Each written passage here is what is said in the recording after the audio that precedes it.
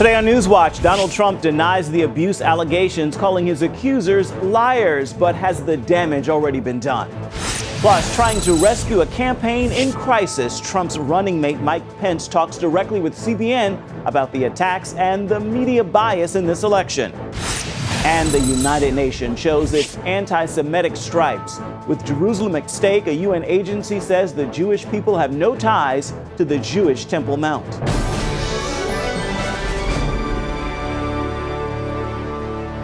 Thank you so much for joining us for CBN NewsWatch. I'm Ephraim Graham. Donald Trump is hitting back hard against reports he allegedly groped women.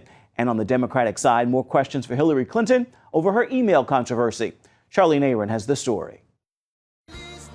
GOP nominee Donald Trump says he doesn't know and has never met some of the women accusing him of sexual assault, calling the claims of inappropriate conduct absolutely false and attacking his accusers. These people are horrible people.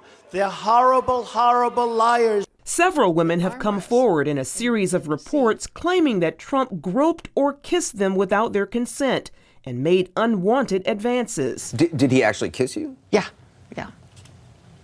On the face, on the lips? Wherever he could find a landing spot, yes. Trump says the claims are all part of a coordinated, vicious attack from the media and rival Hillary Clinton's campaign. The most powerful weapon deployed by the Clintons is the corporate media, the press. Let's be clear on one thing. The corporate media in our country is no longer involved in journalism. They're a political special interest, no different than any lobbyist or other financial entity with a total political agenda, and the agenda is not for you, it's for themselves.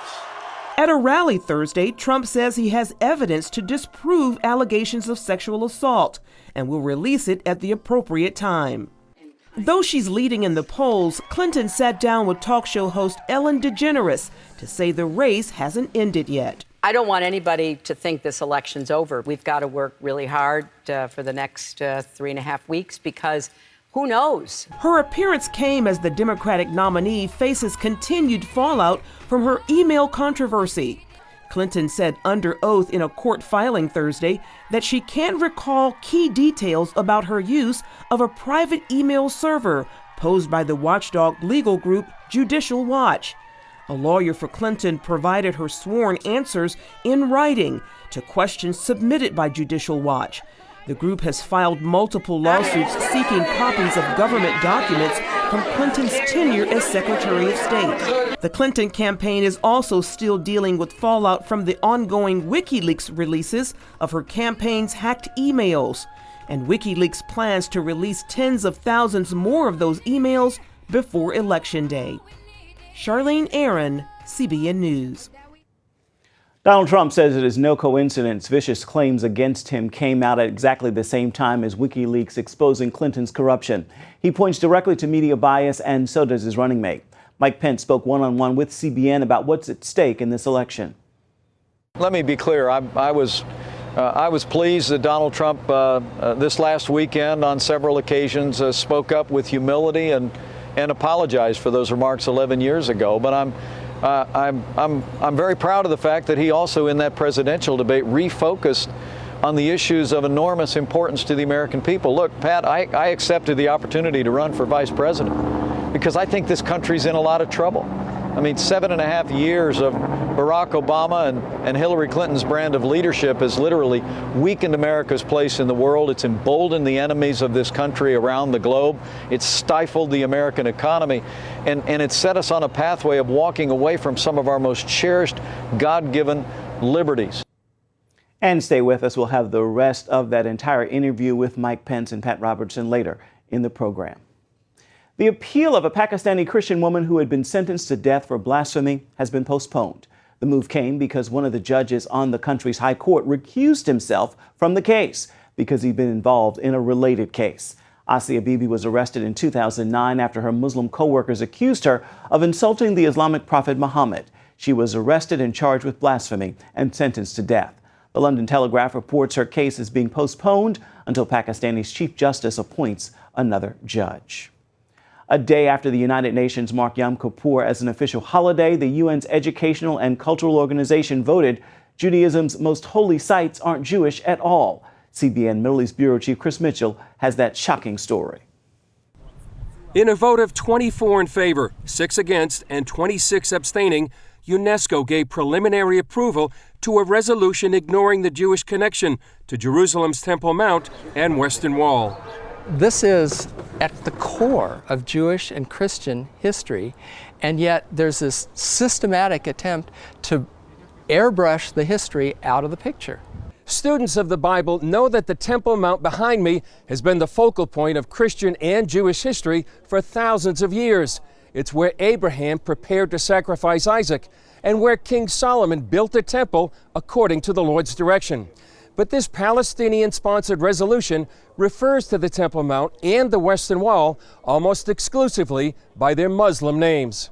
On his Facebook and YouTube pages, Israeli Prime Minister Netanyahu said the UNESCO theater of the absurd continues.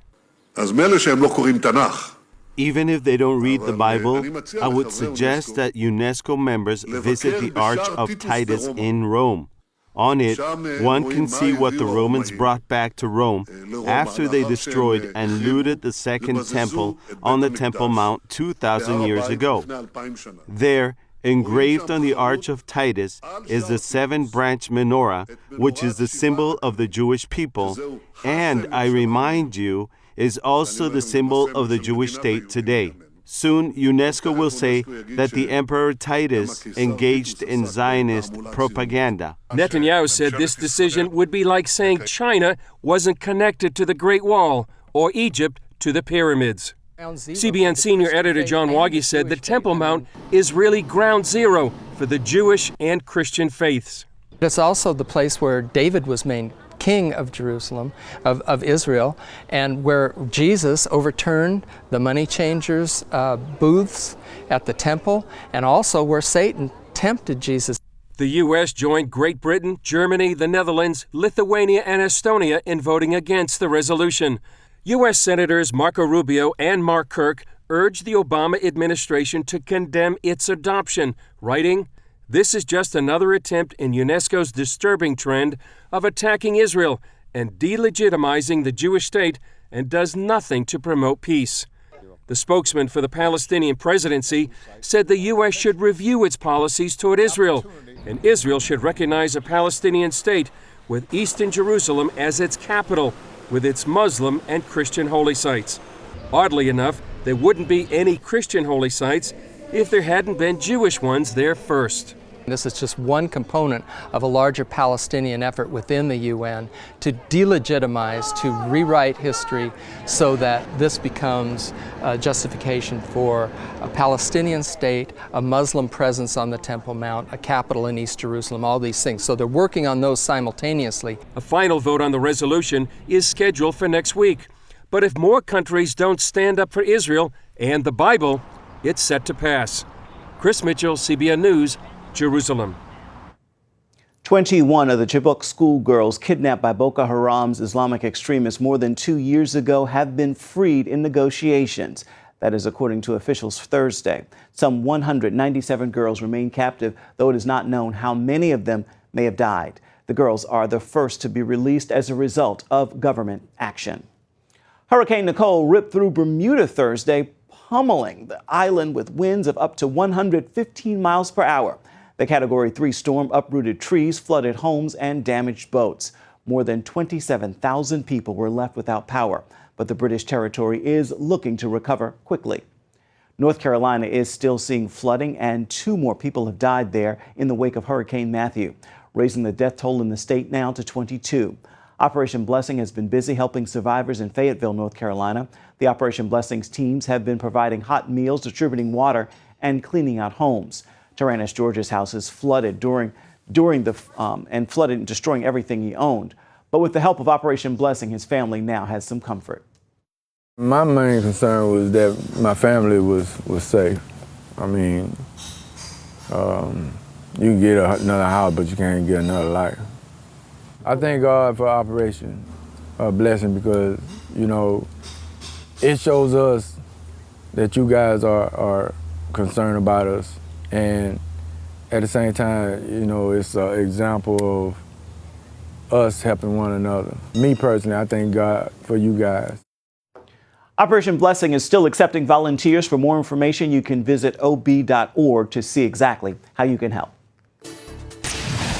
And still to come, Mike Pence talked with CBN about the big issues of this election, from the Supreme Court to the latest WikiLeaks documents about Hillary Clinton.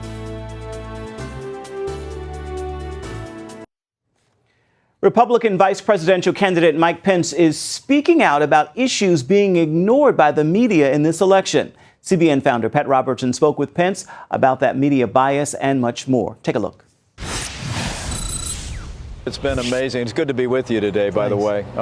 It's been amazing since I joined this ticket. It's virtually been 2-on-1 every day, with the national media doing half of Hillary Clinton's work for her. But the remarkable thing is that Donald Trump is winning hearts and minds every day, and that's because he's focusing on the issues the American people are focused on, and that is restoring a stronger America in the world, rebuilding our military, confronting radical Islamic terrorism, and at home restoring law and order to our streets, getting this economy moving again, not through the tax increases and increased regulation and more government that Hillary Clinton advocates, but through less taxes, less regulation, repealing Obamacare, ending the war on coal, all the things that we know have revived our economy in the past and will revive it again. That, along with the enormous importance of the Supreme Court of the United States, I truly do believe that the message that Donald Trump is delivering across this country to make America great again is breaking through, even through the overwhelming bias of the national press.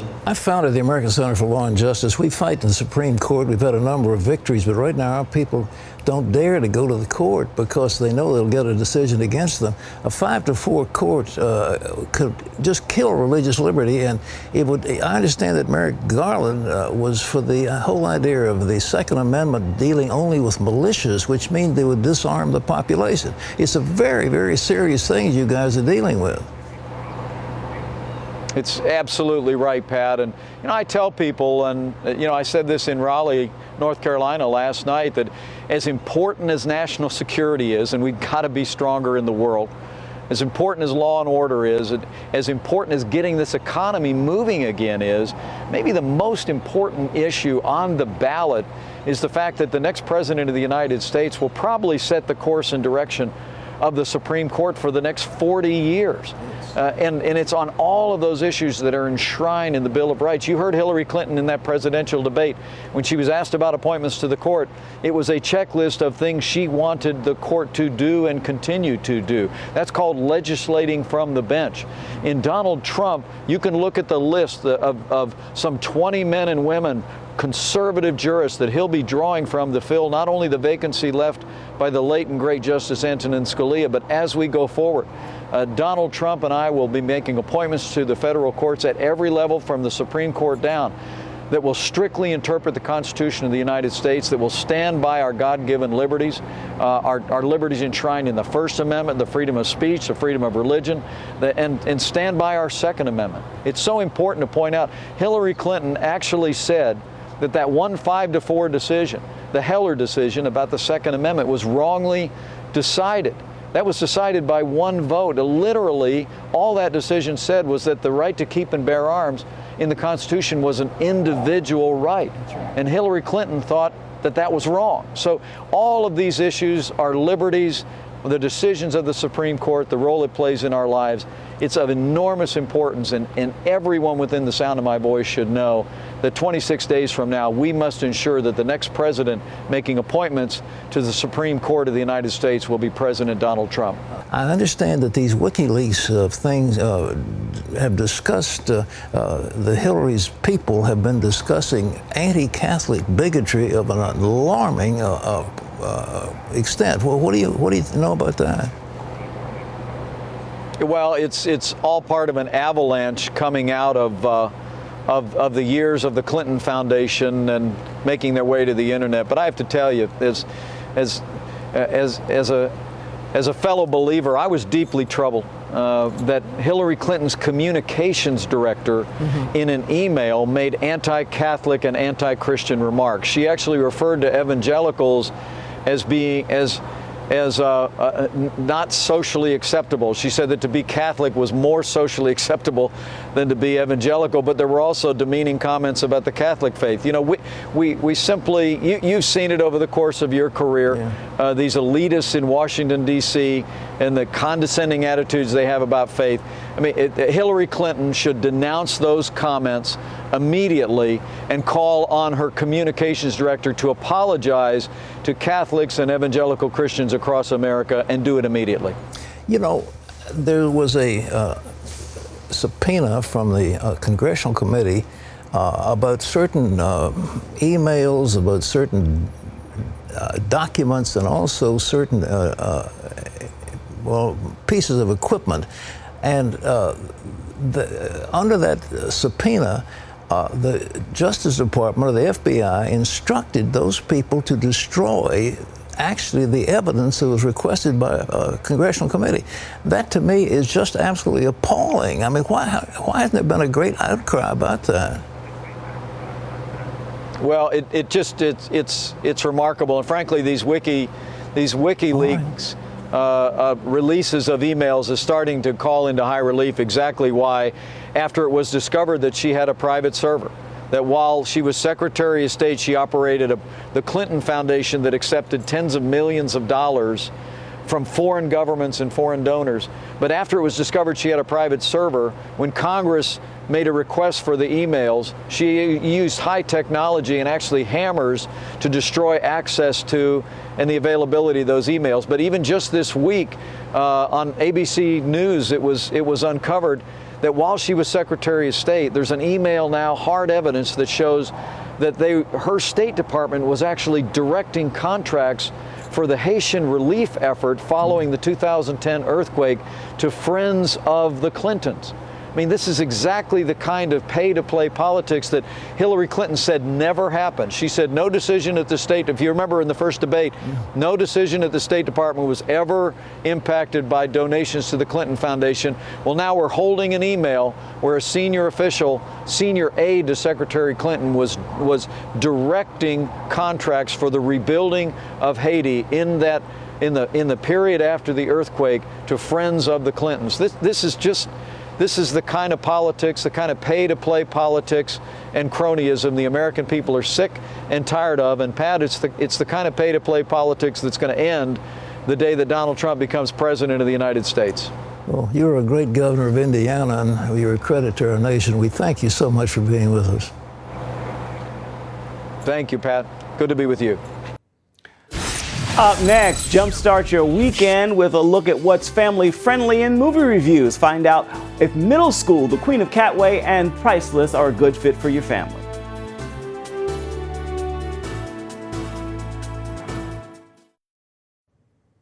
Well, it's the weekend, and you may be thinking about heading to the movies. For some family-friendly movie reviews, we turn now to Bob Waliszewski from Plugged In Online. So, Bob, let's start with Middle School. It's rated PG. Is it a good fit for families? Yeah, we're going to talk about this one only because it didn't screen for the press last week. The film came out last week. This week, we should be talking about Max Steel, rated PG-13, but it didn't screen for the press. I don't know what Hollywood is doing, but anyways, so we'll do a few of these a week late. There's probably a number of viewers that have been waiting for a PG film that they think they could take the whole family to that's not animated. Middle School, does it fit the bill? I would say no. It's an annoying little film about a junior hire who's been kicked out of 2 schools in the same school year. This is now his 3rd, who decides to break every rule in the school code of conduct. And we're supposed to be okay with that because the principal is such a jerk. No, a film that glamorizes teen rebellion is not getting a thumbs up from me. Sorry to say, Middle School, the worst years of my life, is also one of the worst films of my life. Ouch. The movie Queen of Catway has received a lot of positive reviews. I understand you liked it quite a bit as well? I did. Now, this is a film worth loading the minivan up and going to see. It tells the true story of Robert Katende, who in Kampala, Uganda, or the slums of Kampala, Katwe, started a chess club a few years ago. And even though kids are living from meal to meal, they're still bored, like all kids can get. And some of them took the challenge to learn how to play chess. And he produced some pretty good ones, especially a girl named Fiona, who's the current Uganda female chess champion. Very inspiring, very encouraging story with some faith content to boot. Yes, I like that one. I agree with you. I met both the star as well as the real life girl. Beautiful movie. 2 movies are out that were made by Christians. Priceless, hitting theaters, and Voiceless has been out for a week. So how do these 2 stack up? Yeah, they're both from the faith community, and Priceless and Voiceless. We got the less common denominator. They're both heavy subjects from good-hearted people to help the body of Christ in area. Priceless is about sex trafficking. Voiceless is about abortion. I can say that they're very similar films in that that they tackle heavy subjects.